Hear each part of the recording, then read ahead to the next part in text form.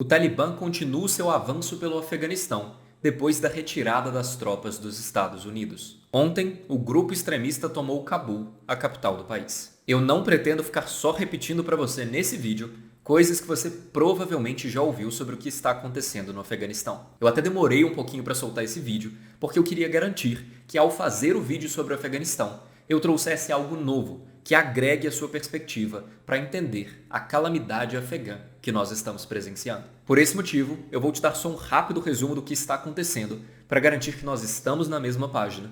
E aí, eu vou direto te explicar por que a investida militar dos Estados Unidos fracassou e o que esperar do Afeganistão sob o Talibã, tanto para quem está lá dentro quanto para quem está do lado de fora. Vamos lá?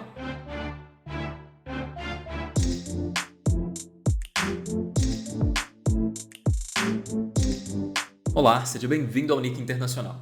Meu nome é Bernardo Nicolau, eu trabalho com Direito e Política Internacional há 6 anos e serei o seu anfitrião. Hoje nós vamos falar sobre o Afeganistão sob o Talibã e o que esperar desse momento trágico vivido pelo país. Isso vai ter implicações para a população afegã e vai ter implicações para o resto do mundo. No vídeo de hoje, eu vou te dar um panorama geral para você entender quais implicações serão essas. Como é um tema bastante complexo, eu quero aproveitar essa semana para discutir isso melhor com você. E é por isso que na quinta-feira, dia 19 de agosto, das 19 às 21 horas, eu vou fazer uma live aqui no canal para nós discutirmos mais sobre o Afeganistão. Você vai poder me fazer perguntas, concordar comigo, discordar de mim, e juntos nós vamos conversar mais sobre as ramificações geopolíticas da tragédia humanitária que se anuncia no Afeganistão. Convido você a me acompanhar, quinta-feira, 19 horas aqui no canal. E sobre o vídeo de hoje, se você gostar, por favor deixe o seu like ali embaixo para ajudar esse conteúdo a chegar para mais pessoas que queiram se informar sobre o tema. E claro, se não quer perder nenhum envio, então se inscreva no canal. Sem mais delongas, vamos ao tema de hoje. Primeiro,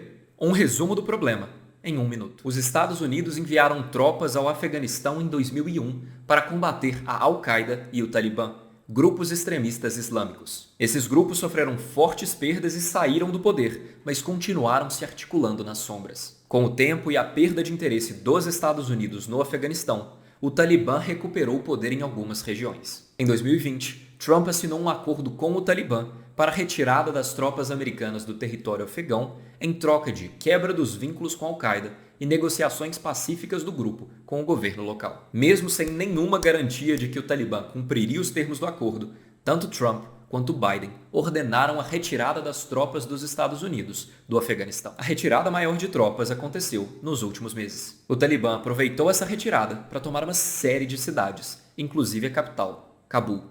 E o presidente do Afeganistão, Ashraf Ghani, fugiu do país. Ok, agora você também já sabe, em termos gerais, o que está acontecendo. Eu vou responder algumas das principais perguntas que explicam por que isso está acontecendo. Por que os Estados Unidos, o país com o melhor exército do mundo, não conseguiu acabar com o Talibã em 2001? A resposta para isso, meus caros, é falta de interesse. O verdadeiro alvo dos Estados Unidos na época era a Al-Qaeda. O Talibã só foi alvo dos Estados Unidos na medida em que era importante tirar o grupo do poder para conseguir mais liberdade para caçar a Al-Qaeda no Afeganistão. E nesse momento, os Estados Unidos já tinham investido muito dinheiro na caça por Bin Laden e outras grandes lideranças da Al-Qaeda. Empenhar todo o dinheiro, todo o tempo e todas as vidas que seriam necessárias para caçar mais um grupo descentralizado extremista em um país desértico cheio de cavernas não estava nos planos dos Estados Unidos. E o pior é que foi justamente esse desinteresse dos Estados Unidos, tanto no Afeganistão quanto no Talibã, que ajudou o Talibã a se reestruturar e, eventualmente, recuperar o poder. Isso porque o Afeganistão é um país extremamente complexo, com várias etnias, várias dinâmicas de poder bastante particulares. E os Estados Unidos não estavam nem aí para isso. Na aflição de caçar a Al-Qaeda a todos os custos, os Estados Unidos acabaram sendo usados por oligarcas locais que faziam falsas denúncias de terrorismo contra outros oligarcas que aí eram alvos do exército dos Estados Unidos. Os Estados Unidos, por apoiarem o governo afegão, acabaram sendo associados à corrupção desenfreada dos oficiais do governo. Ao fazer operações nas zonas rurais, às vezes vasculhando algum vilarejo, alguma casa específica, os Estados Unidos faziam coisas que eram consideradas extremamente desrespeitosas para a população islâmica local. E assim, aos poucos, os Estados Unidos criou uma grande janela de oportunidade e o Talibã soube se aproveitar dela. Segunda pergunta: É verdade que os Estados Unidos financiaram o Talibã durante a Guerra Fria? Sim, tanto o Talibã quanto a Al-Qaeda foram financiados pelos Estados Unidos para combater os governos soviéticos no Oriente Médio. Com a queda da União Soviética, esse apoio por parte dos Estados Unidos parou. Mas você pode estar se perguntando: algum país ainda financia o Talibã? Sim, alguns. Primeiro, nós temos o Paquistão. O Paquistão não só financiou, como treinou o Talibã na esperança de que alimentar um aliado extremista islâmico no seu país vizinho daria a eles um aliado ferrenho na hora dos enfrentamentos que o Paquistão tem com a Índia. Isso ainda vai voltar para assombrar o Paquistão. Mas isso nós vamos explorar um pouco melhor na próxima sessão do vídeo. O mais curioso é que o Paquistão financiou o Talibã usando principalmente o auxílio que o Paquistão recebia dos Estados Unidos para que os Estados Unidos tivessem permissão de caçar a Al-Qaeda em território paquistanês. Então, mesmo quando os Estados Unidos não queriam financiar o Talibã, era dinheiro dos cofres do tio Sam que ia para a conta bancária do grupo. Outros países que financiam o Talibã: Rússia e Irã. Tanto Rússia quanto Irã são países antiliberais que, com bastante frequência, se opõem às vontades dos Estados Unidos. E são ambos países que tentaram, a todo custo, expandir suas zonas de influência. A Rússia, com financiamento ao governo da Síria, com intimidações e acordos com países do leste europeu, do Cáucaso, da Ásia, com diplomacia da vacina. O Irã, por meio do financiamento de grupos extremistas em países-chave, por meio da articulação com grupos fundamentalistas islâmicos em outros países muçulmanos. E a última coisa que Rússia e Irã querem é presença militar dos Estados Unidos em qualquer lugar do Oriente Médio e da Ásia. A simples presença de militares dos Estados Unidos que poderiam ser deslocados para uma região de conflito já intimida Rússia e Irã e também intimida aqueles países que poderiam ser influenciados por Rússia e Irã a fazerem parte das suas zonas de influência. Isso, não preciso nem falar, é péssimo para os dois. E é por isso também que eles financiam o Talibã, para ter uma pedra no sapato dos Estados Unidos, que torna cada vez mais caro e cada vez mais trabalhoso para os Estados Unidos manter tropas no Afeganistão. Mais uma pergunta: há motivos para temer o Talibã? Por quê? E a resposta a isso é sim, muitos. Principalmente se você é fã de direitos humanos e liberdades individuais. O Talibã defende a instauração de um governo islâmico que siga à risca a Sharia, um conjunto de regras proposto pelo Corão. E aqui eu faço um disclaimer contra a islamofobia.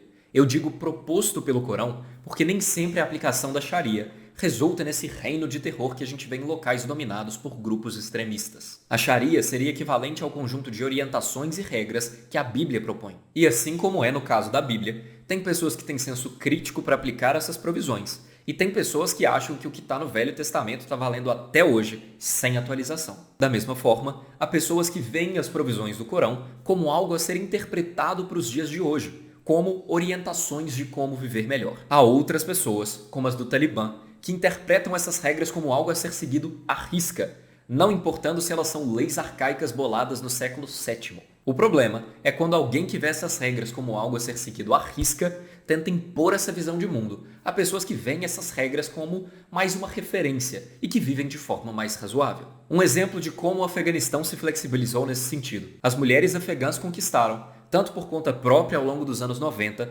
quanto com a ajuda dos Estados Unidos e da comunidade internacional a partir de 2001, uma série de direitos. Direito de fazer parte da força de trabalho, direito de estudar, direito de ser eleita a cargos públicos. E isso, sob o Talibã, é inimaginável. Nas regiões em que o Talibã já governava antes desse cenário que a gente tem visto hoje, escolas femininas foram fechadas e alunas mulheres foram expulsas das escolas. Ativistas, jornalistas e servidoras públicas pró-direitos das mulheres foram assassinadas pelo Talibã. Esposas devem seguir à risca a Sharia. Estudar, trabalhar, jamais. Ser mãe solteira? Menos ainda. E isso sem nem entrar nos outros aspectos problemáticos do Talibã, que abertamente assassina seus opositores, que censura toda e qualquer forma de imprensa livre e crítica e que ainda tem vínculos fortíssimos com grupos terroristas por aí. E agora vamos para implicações mais internacionais dessa confusão toda. Primeiro, o filme dos Estados Unidos e de Biden foi completamente queimado. Trump pode até ter sido o presidente que assinou o acordo com o Talibã, mas a batata quente dessa política mal feita ficou para o Biden. Quem está na cadeira do presidente assume o BO. É assim que funciona. Os Estados Unidos não ganharam nada com essa retirada. É uma coisa sair, com senso de missão cumprida. É outra coisa sair com a imagem de alguém que só desistiu. A saída dos Estados Unidos, principalmente com esse desenrolar macabro, exalou fraqueza. O problema aí é que as águas da política internacional são cheias de tubarões. O pior de tudo, não dá para voltar atrás sem queimar ainda mais a imagem de Biden, o que provavelmente vai fazer com que ele não opte por esse caminho. Não diretamente, pelo menos. Pode haver outras estratégias, coalizões, financiamentos, alguma coisa junto com o Conselho de Segurança, a ONU, a OTAN, mas, a menos que haja uma situação bastante excepcional, é improvável que volte a ter tropas americanas no solo. Segundo a implicação internacional, isso vai instabilizar a região. Lembra quando eu falei que isso ia voltar para assombrar o Paquistão? Pois é, o Talibã também é bastante forte no Paquistão. Lembra da Malala? Foi o Talibã que atirou nela por ser uma ativista pró-educação feminina. E agora, há um país dominado pelo Talibã, logo ao lado. Na cabeça do Paquistão, financiar o Talibã era conseguir um aliado logo ao lado, que é ser como um satélite que te orbita e te dá mais força. Na realidade, o Talibã afegão pode acabar dando o financiamento e o apoio que o Talibã paquistanês precisa para aumentar sua zona de influência. Uma terceira implicação internacional. Isso vai alimentar o terrorismo global. O Talibã nunca cortou vínculos com a Al-Qaeda. E agora que ele controla o país, o Afeganistão pode se tornar uma incubadora para grupos terroristas, como a Al-Qaeda, como o próprio Talibã, como o Estado Islâmico Khorasan, que é o braço do Estado Islâmico que opera na região, fora a calamidade que isso impõe à população local. Isso representa um grande risco para a população global. E o mais complicado nessa situação toda é, mesmo que haja uma tentativa dos Estados Unidos, da Europa, da OTAN de intervir, o mais provável é que Rússia e China impeçam. É provável que todas as propostas de intervenção no Conselho de Segurança sobre esse tema sejam vetadas por Rússia e China. E isso porque esses países não querem, em hipótese alguma, mais presença militar ocidental na Ásia. E pode apostar que eles estão dispostos a sacrificar o Afeganistão para garantir que isso não vai acontecer. Esse foi o vídeo de hoje aqui no Nick Internacional. Espero que eu tenha conseguido esclarecer mais algumas questões sobre esse tema tão em alta, tão triste, que tem acontecido no Afeganistão. Se você tiver interesse em saber mais sobre o tema e quiser se aprofundar mais nessas discussões, lembre-se que vamos ter a live do Nick Internacional aqui no canal, quinta-feira, dia 19 de agosto, das 7 às 21 horas. Se gostou do vídeo de hoje, então por favor deixe o seu like aqui e se inscreva no canal para não perder nenhum envio. Vejo vocês na quinta-feira. Obrigado.